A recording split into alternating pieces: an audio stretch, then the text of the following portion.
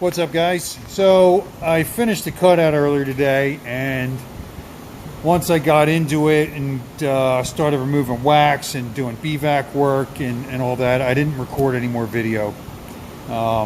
Finished everything up, wrapped everything up. I didn't record the second half of, well, I didn't record the whole thing.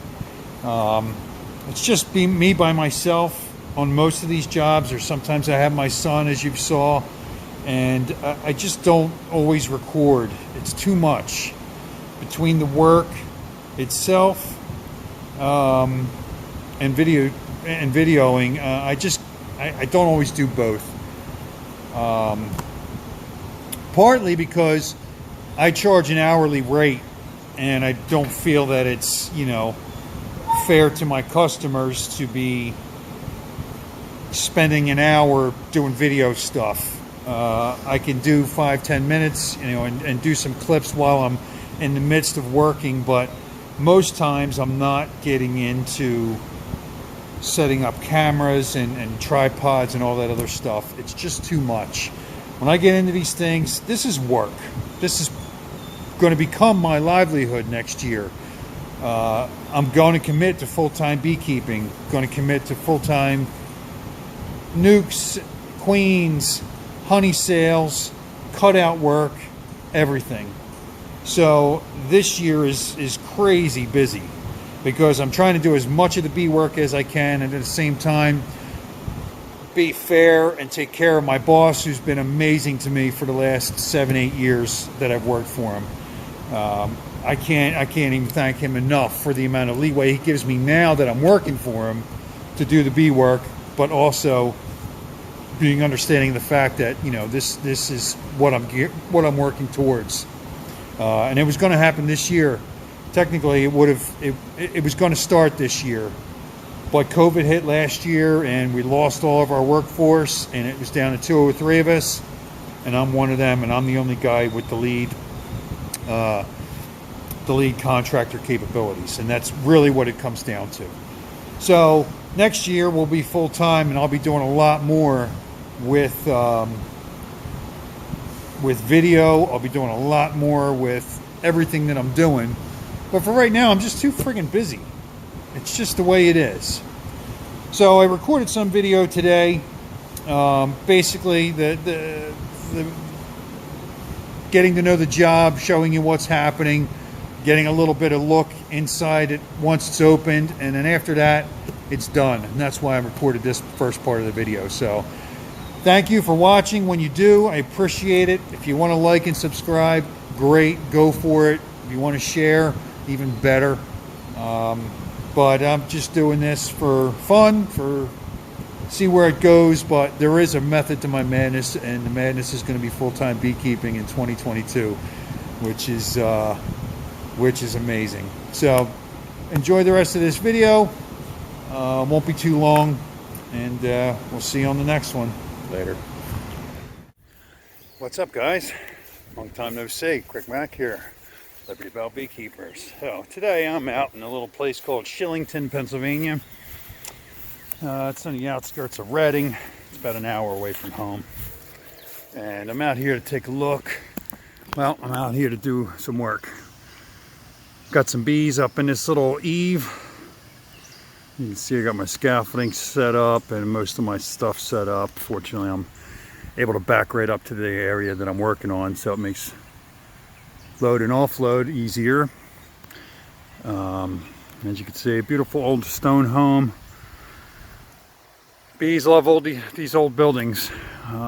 So I got, what I'm hoping is just in the eave there. Looks like that eave is just connected to the outside of the house through the floor joist for the attic, but that's all closed in. Although there were some bees getting into the attic, they have since stopped and gotten set up in the eave, I believe, and they're off and running now. Reason I'm over this side and coming to this side of the house is because this beautiful old maple, I think it's a maple, this might be actually a sycamore, not quite sure, but what I am sure is this tree's got bees.